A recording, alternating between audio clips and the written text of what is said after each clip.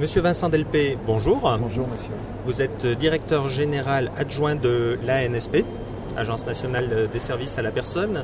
Vous militez, vous intervenez opérationnellement dans des actions de professionnalisation autour des mises en œuvre de nouvelles technologies de l'information. Pouvez-vous nous en dire plus ? Alors, l'Agence nationale des services à la personne a été créée en 2005 pour promouvoir les services à la personne et structurer ce secteur. Alors, aujourd'hui, les services à la personne, c'est 2 millions de salariés, c'est 11 000 entreprises, c'est 6 000 associations, c'est 1 500 organismes publics qui interviennent dans le domaine des services à la personne.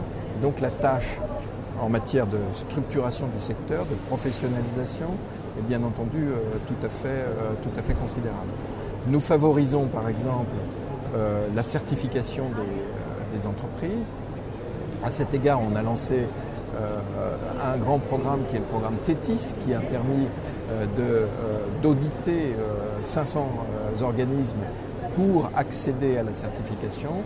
Et nous continuerons à développer cette politique de structuration. Sur le plan de la professionnalisation, on était parti de très loin puisque les salariés des services à la personne étaient souvent des salariés qui n'avaient pas de formation, une expérience mais pas de formation.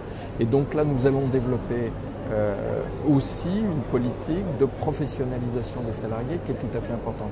Le plan 2 des services à la personne qui a été présenté en mars dernier par le ministre Wauquiez accorde une place considérable à la professionnalisation des services à la personne.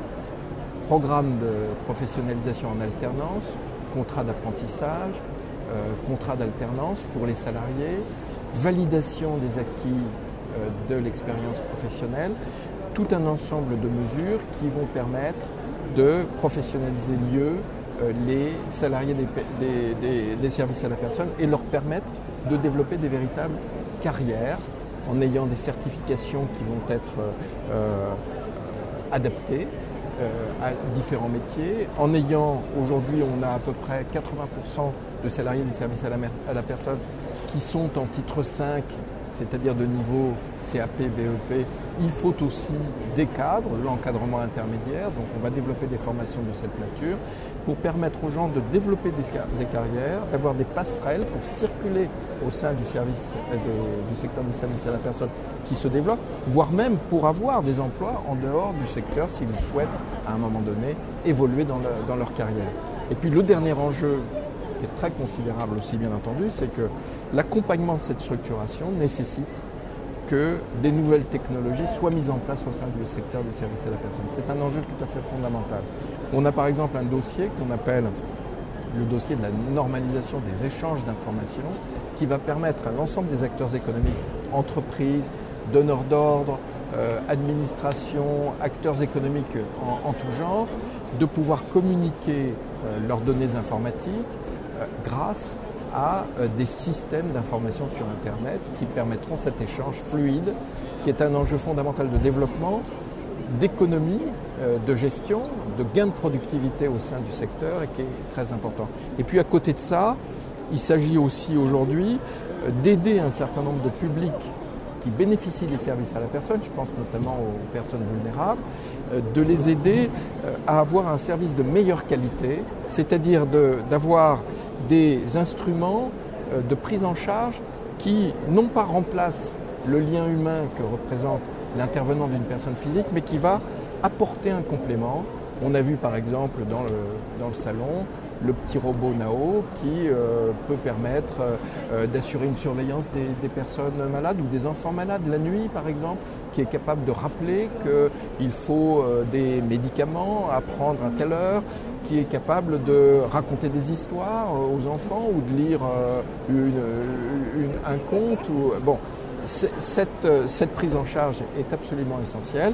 Et puis pour les intervenants de services à la personne, leur métier demain, ou même aujourd'hui, commence à s'exercer de manière différente. C'est-à-dire qu'on a des dispositifs de téléphonie mobile qui permettent aux intervenants d'avoir leur planning d'intervention sur téléphone, d'être capables de signaler leur présence à leur entreprise chaque fois qu'ils changent de domicile pour intervenir.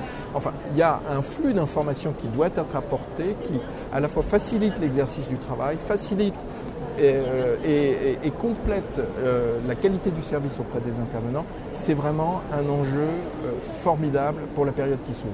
Alors, la mise en œuvre de toutes ces actions, que ce soit dans le domaine de la professionnalisation, que ce soit dans le domaine des nouvelles technologies, se fait par des programmes d'appel à projets qui permettent de fédérer des acteurs autour de vous. Quelle sera l'actualité dans ce domaine en 2010 ? En 2010, un appel à projet sur les nouvelles technologies lancé par la DG6 avec la NSP, financé sur crédit public. À hauteur de... Alors, le montant n'est pas complètement fixé à ce jour, mais il sera très significatif. L'idée étant qu'il faut effectivement faire émerger des projets très importants en matière de technologie. Deuxièmement, un appel à projet qui est lancé par la NSP sur la professionnalisation pour un montant de 10 millions d'euros sur les 3 années qui viennent. Et là aussi, il s'agit de faire émerger des grands partenariats entre les acteurs économiques, financeurs de formation, etc., sur la question de la professionnalisation des salariés, c'est-à-dire des formations, de la validation d'acquis de l'expérience, et tout ça dans une optique d'adaptation et d'innovation du secteur. Vincent Delpé, je vous remercie pour cet éclairage. Je rappelle que vous êtes directeur général adjoint de l'Agence nationale des services à la personne. Merci.